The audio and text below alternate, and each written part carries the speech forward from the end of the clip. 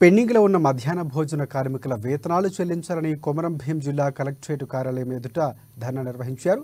గౌరవ వేతనం 10,000 రూపాయలు చెల్లించాలని డిమాండ్ చేస్తూ సిఐటియు ఆధ్వర్యంలో మధ్యాహ్న భోజన కార్మికులు ధర్నా చేపట్టారు.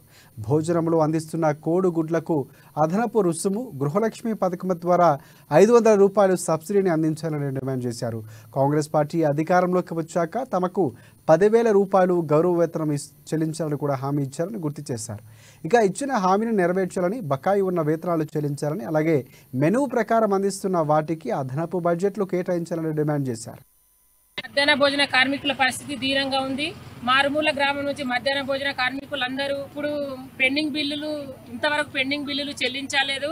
కొత్త గవర్నమెంట్ వచ్చిన తర్వాత ఎన్నికల హామీలో మాకు 10,000 వేతనం ఇస్తామని ప్రకటించిండు.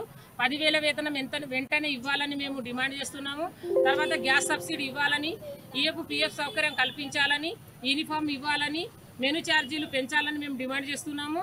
తర్వాత ఇప్పుడు పెరిగిన ధరలకు అనుగుణంగా ఇప్పుడు ఒక పిల్లగానికి వాళ్ళు రైస్ మాత్రమే ఇస్తున్నారు 100 గ్రామ్స్. తర్వాత ₹5.45 ఇస్తున్నారు. అవి ఏమాత్రం సింగిల్ చాయ్ కూడా వస్తలేదు, అవి ఏమాత్రము సరిపోవడం లేదు.